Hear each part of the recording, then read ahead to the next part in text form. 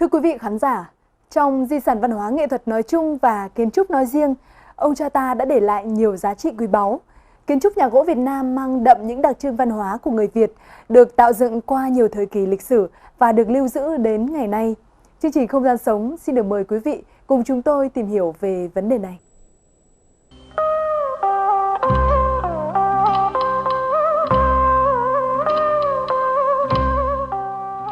Kiến trúc cổ Việt Nam lấy gỗ làm vật liệu xây dựng cơ bản và tạo đặc trưng riêng cho nền kiến trúc của mình.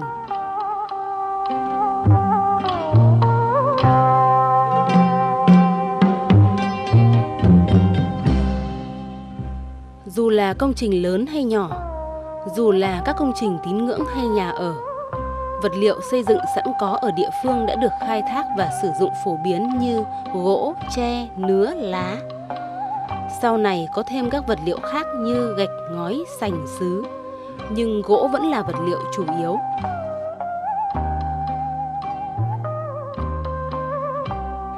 Các nghệ nhân từ đời này qua đời khác đã sáng tạo ra một kiến trúc riêng biệt, mang bản sắc văn hóa Việt. Các công trình với sắc nâu là chính, thể hiện sự dịu dàng, mát mẻ, chứ không nhiều màu sắc rực rỡ và kiểu cách như ở nhiều nước châu Á khác. Sự hoành tráng và tính khuếch đại có vẻ như xa lạ với kiến trúc cổ truyền của người Việt.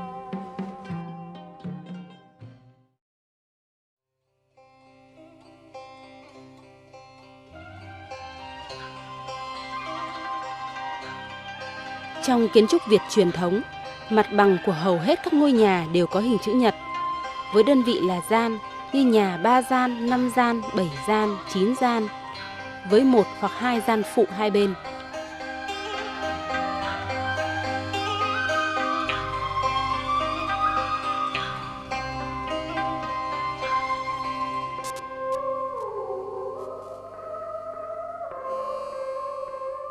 Nhà lòng phải rộng cho đủ ở và đủ mát. Mái phải rộng và dốc, cũng cho đủ kín và đủ mát. Chính vì thế, người thợ xưa vắt óc làm bài tính kiến tạo không gian với cột, xà, kẻ, bẩy, câu đầu, con giường, cái đấu, hoành, dui, mè, vân vân.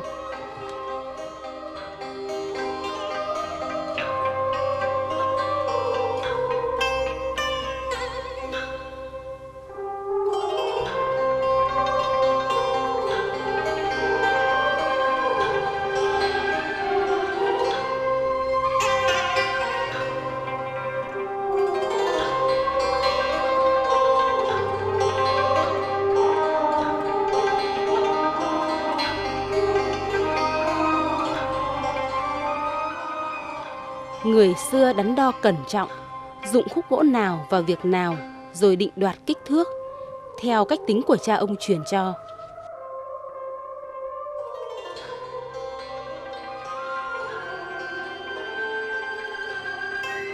Những cây cột níu rằng lấy nhau bởi những xà ngang, xà dọc, tạo nên một kết cấu vững chắc. Trải qua nắng mưa, gió bão, vẫn có những ngôi nhà tồn tại đến ngày nay với cả trăm năm tuổi thọ.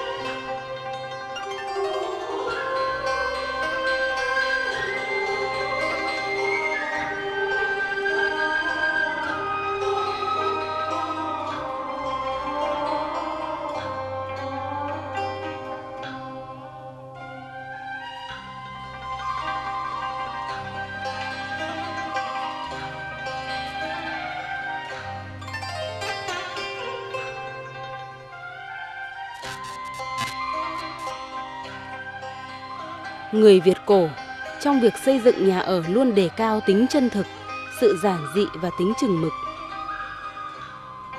Tính chân thực trước tiên ở thái độ ứng xử với vật liệu. Ở những ngôi nhà xưa, thường chủ yếu có hai màu, màu tự nhiên của gỗ và màu của ngói.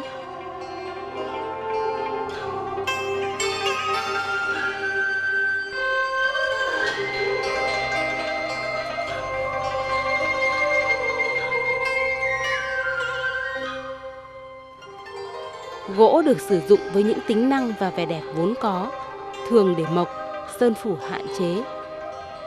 Chỉ sơn phủ chủ yếu ở những nơi thờ tự, các phương tiện trang trí cũng được sử dụng chừng mực.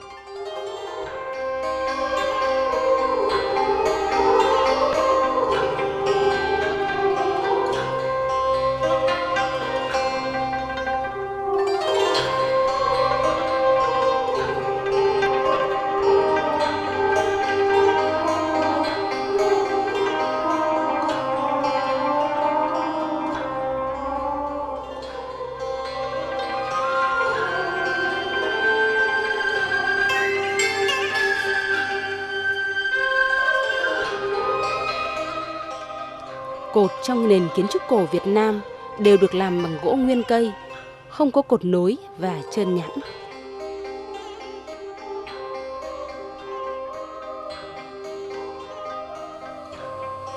Cửa ra vào thường lớn, ngưỡng cửa khá cao, khoảng hơn một gang tay. Người ra vào phải giơ chân bước qua. Cửa sổ thì tương đối nhỏ so với cửa chính.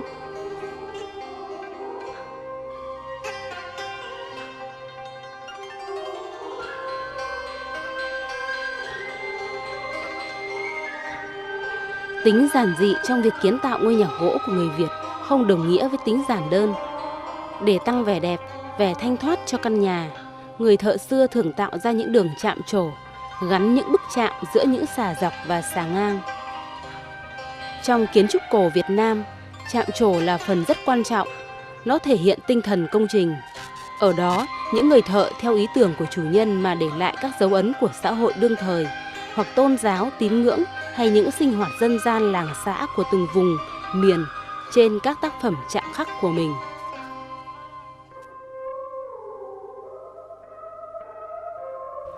So với kiến trúc Trung Hoa thích vẽ hình và sơn màu sặc sỡ, kiến trúc cổ Việt Nam thường để mộc màu gỗ hay quét sơn ta bảo vệ có màu nâu.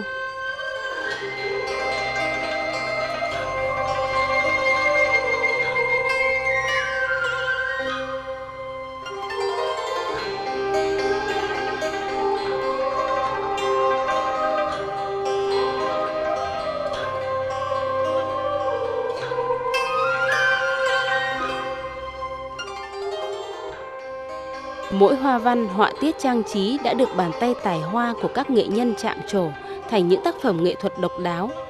Với tứ linh, tứ quý, các loại động vật gần gũi với người dân, các loại cỏ cây, hoa lá, chữ nôm, chữ Hán, với các ý nghĩa mang đậm tính nhân văn, cầu chúc cho cuộc sống của mọi người, của gia chủ và đất nước được thái bình, giàu có, phúc đức cho đời sau con cháu.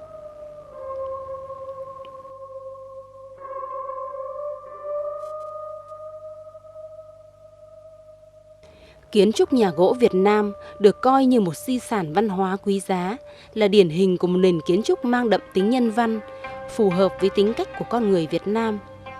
Chính vì vậy, đây là yếu tố cần được bảo tồn và ứng dụng sáng tạo vào cuộc sống hôm nay.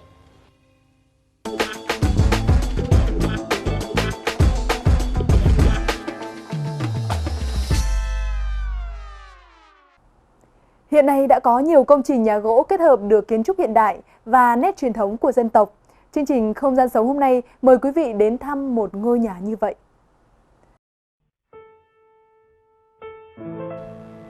Việc sở hữu một căn nhà gỗ mang dáng dấp truyền thống ở thôn quê dường như đang là mong muốn của không ít người đang sống và làm việc ở đô thị.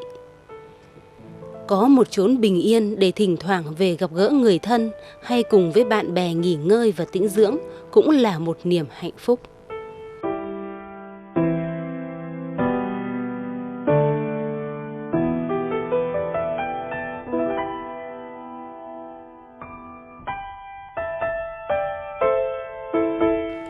Ngôi nhà gỗ của ông Trịnh Văn Quyền được xây dựng ở thị trấn Như Quỳnh, huyện Văn Lâm, tỉnh Hưng Yên. Trong khuôn viên 300 m², ngôi nhà gỗ lim được xây dựng trên diện tích gần 100 m², vừa có vẻ hiện đại, vừa mang dáng dấp truyền thống. Trước đây thì cái nhà cũ của ông già tôi là cũng trên cái nền đất này, một cái nhà xây được 20-30 năm nó cũng mục rồi. Thế thì gia đình có một cái ý định là cất một cái căn nhà nhỏ nhỏ xinh xinh cho ông bố ông ở. Năm nay là ông ấy 88 tuổi, mà cái năm xây cái nhà này thì ông là 84 tuổi rồi. Thế thì cũng tính đi tính lại mãi, thì trên cái đường đi công tác ở trong Thanh Hóa đó, thì nhìn những cái nhà gỗ của ở trong Thanh Hóa đó, và tôi nảy ra một cái ý tưởng là sẽ làm một cái căn nhà truyền thống để cho ông ở. Tôi thì một tuần tôi về đây 2-3 lần, nhưng mà mỗi lần về thì tôi thích lắm. Tôi sinh hoạt trong cái căn nhà, từ những cái đồ đạc tới cái bức tranh, rồi tới các cái bàn thờ, rồi các cái giường tủ mà nó phù hợp, thì tôi thích lắm. Tôi cảm giác như là mình nó gần gũi với thiên nhiên hơn, và cái sinh hoạt nó thoải mái hơn, và con người nó cảm thấy nó khỏe khoắn hơn. Để xây dựng những ngôi nhà gỗ như trên, mặc dù đã có thêm nhiều kỹ thuật hiện đại hỗ trợ, vẫn cần những người thợ thủ công lành nghề, giàu kinh nghiệm.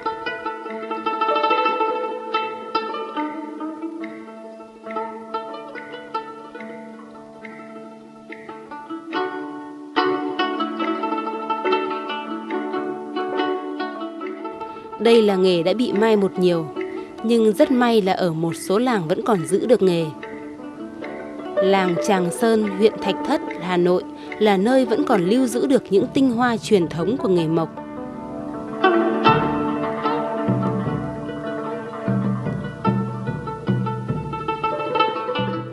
Nhờ những bàn tay khéo léo của người thợ thủ công, những căn nhà gỗ mới trở nên có hồn và có dáng dấp thanh thoát.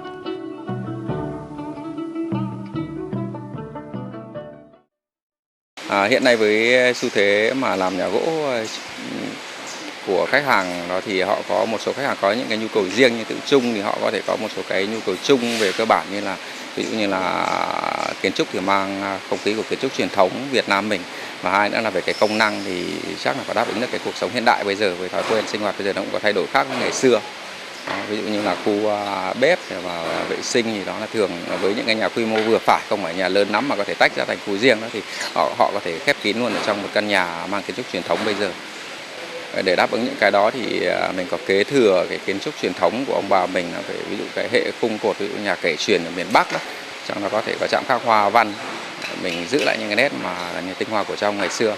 Và sau đó mình có phát triển thêm một cái mà đáp ứng được với cái nhu cầu sinh hoạt hiện đại, là mình sẽ chia không gian một cách nó linh hoạt, nó không bị chia gò bó theo kiểu như ngày xưa, là ví dụ trong nhà là có thể các không gian là có thể kèm theo là có vệ sinh khép kín ở bên trong nhà này, hay là bếp là cũng có thể phục vụ luôn ở trong nhà, chứ cũng không cần phải là chia ra các không gian riêng theo của ông bà ngày xưa.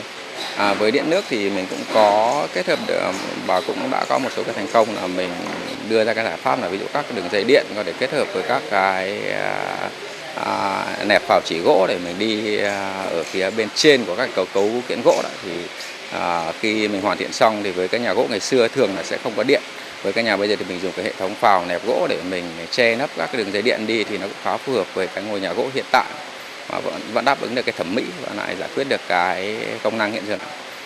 Thường thì là khách hàng sẽ có một cái nhu cầu chung, mà là có được một cái cảm giác chung của ngôi nhà Việt. Hoa văn thì họ cũng lấy, với ở vùng Bắc Bộ thì họ chọn các cái kiểu hoa văn này ở truyền thống của ông bà mình ngày xưa, thì trong đó có một số cái hoa văn mà tinh hoa thì mình có thể giữ nguyên. Còn với những không gian mà sinh hoạt mang tính chất hiện đại thì có thể mình gần như giảm lược bớt đi để cho nó phù hợp với cái cuộc sống hiện đại. Kiến trúc sư là trung gian giữa người sử dụng và công trình kiến trúc. Kiến trúc sư phải chuyển đổi những yêu cầu của chủ nhà vào các giải pháp mặt bằng, không gian, kỹ thuật của công trình. Anh Nguyễn Giang là người đã nhận thiết kế và thi công căn nhà này. Hệ khung kết cấu của cái ngôi nhà này thì mình dùng là theo lối truyền thống của kiến trúc nhà gỗ Bắc Bộ. Còn về không gian sống sinh hoạt hiện đại thì mình có đưa vào các cái chức năng như là bếp này, vệ sinh có thể khép kín ở trong nhà luôn. Và cũng khác với kiến trúc truyền thống một chút là ở cái phần cửa. Cửa thì là mình có dùng cửa đi làm mở sát ở dưới đất, chứ không mở bức bản như truyền thống, để đi lại cho nó phù hợp với cái lối sống hiện đại, nó không bị vướng. Thực tế thì ở trong điều kiện nhà này đất thì cũng không cho phép để mình làm 5 gian, thì mình có sử dụng là 4 gian, thì trong đó là có 1 gian là buồng phụ để đáp ứng cái không gian như là bếp và vệ sinh. Còn ở 3 gian còn lại đó thì là mình có sử dụng là ở gian giữa thì vẫn là cái không gian thờ truyền thống, là mình sẽ cái bàn thờ ở gian giữa. Còn ở hai bên gian bên cạnh thì mình dùng làm không gian phục vụ cho khách, mình sẽ kê hai bên là không gian là 2 bộ chiếu phản để sử dụng tiếp khách, và có thể là khi khách đến là có thể ngủ lại ở đó được.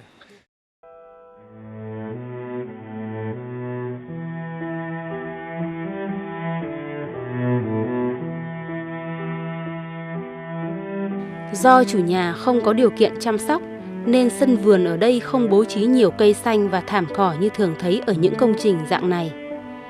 Nhưng vẫn có những yếu tố cơ bản nhất gồm 3 thành phần: nước, cây xanh và đá núi nhỏ.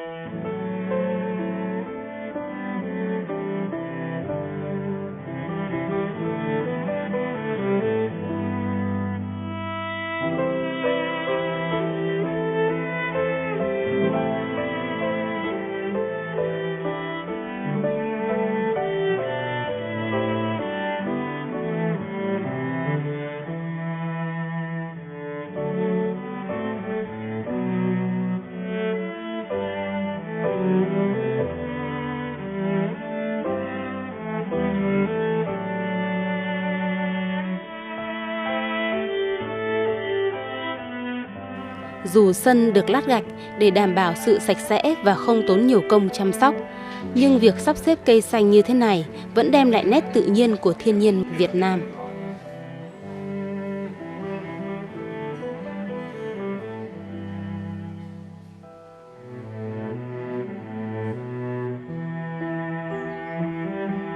Gỗ không kén màu sắc của không gian. Gỗ có thể kết hợp với mọi chất liệu từ thô sần, gai góc đến bóng nhẵn. Đặc biệt, khi ứng dụng trong điều kiện đòi hỏi sự linh hoạt, gỗ dễ dàng tồn tại một cách hợp lý trong những không gian có nhiều kiểu hình khối và phong cách khác nhau, cả hiện đại và truyền thống.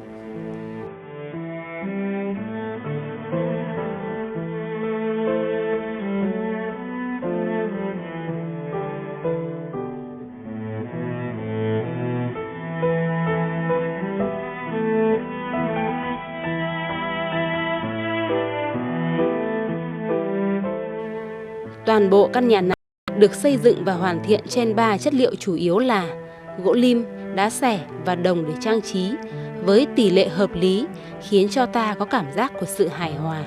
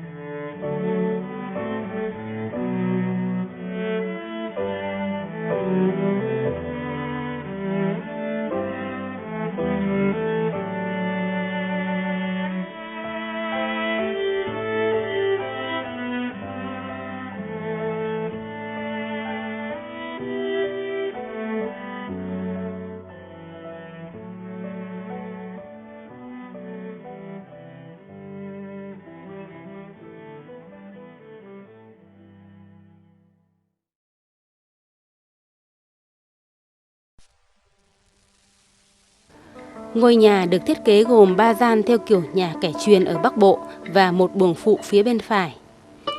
Tuy vậy, ta vẫn có cảm giác gian thờ nằm ở chính giữa, ở vị trí trang trọng nhất như vẫn thấy ở nhà truyền thống.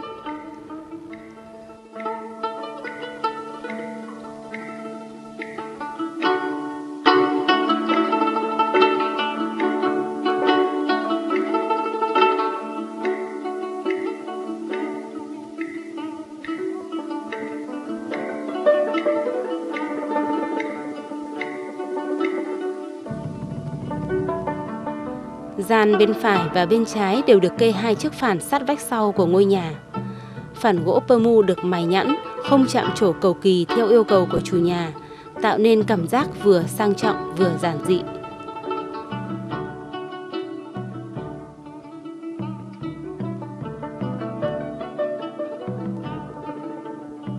Nơi tiếp khách được bố trí ở gian bên trái của ngôi nhà.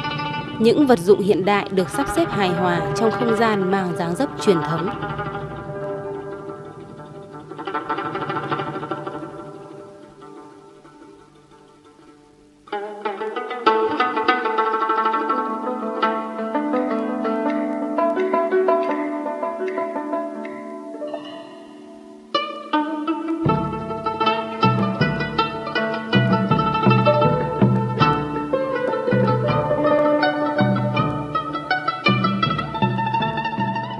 Gian bên phải thông với buồng phụ.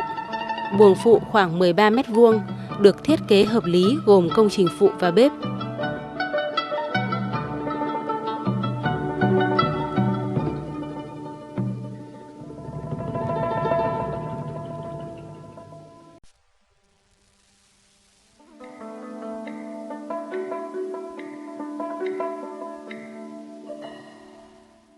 Đây là điểm khác biệt rõ nhất so với nhà truyền thống.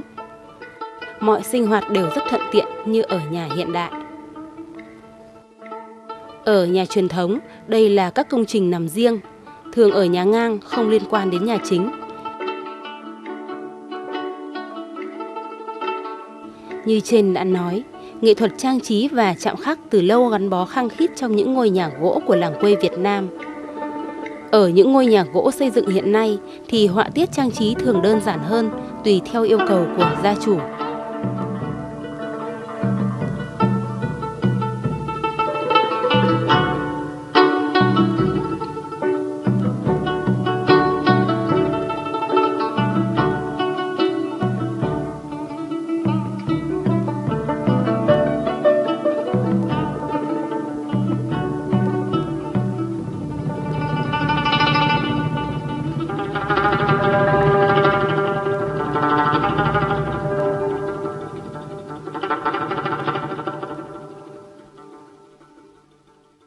Với ngôi nhà này thì các họa tiết ở mức đơn giản nhất, ít chi tiết nhưng độ tinh xảo cao.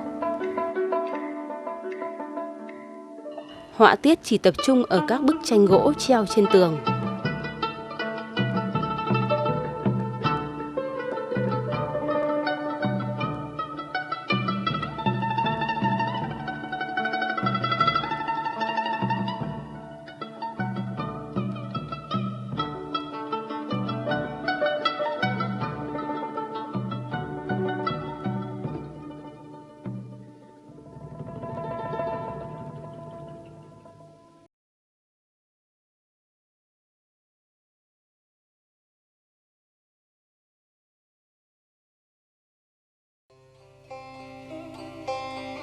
Trong căn nhà, hầu như chỉ thấy màu sắc của gỗ, nhưng do được thiết kế, sắp đặt và chọn chất liệu gỗ hợp lý không có quá nhiều vân, nên không tạo cảm giác nặng nề, bức bí hay rối mắt mà thanh thoát, thoáng đãng.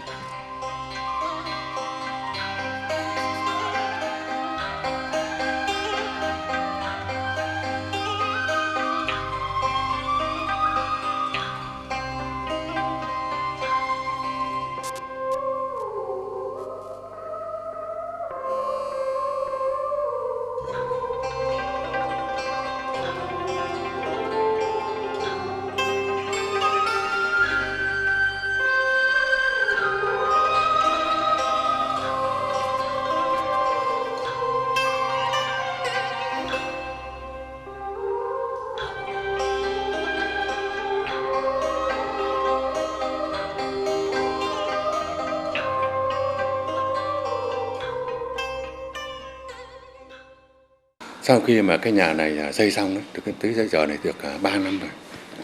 Phải nói là rất nhiều những cái khách ở các nơi đến tham quan. Thế thì hầu hết là người ta đều đánh giá là một trong căn nhà rất là đẹp, cái thiết kế rất là hoàn thiện. Thì gia đình tôi ở, đặc biệt là ông già tôi sinh vào trong cái nhà này rất là thoải mái, tại vì cái thiết kế nó phù hợp, thoáng mát và sinh hoạt nó thuận tiện.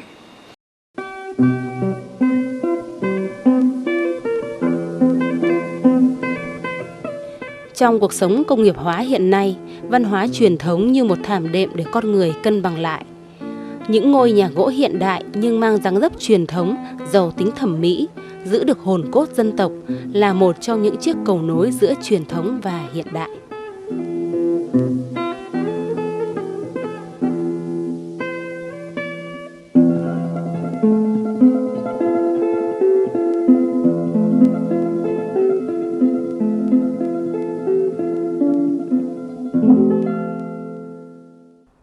Thưa quý vị khán giả, chúng tôi hy vọng rằng chương trình Không gian sống hôm nay đã đưa đến cho khán giả nhiều thông tin bổ ích.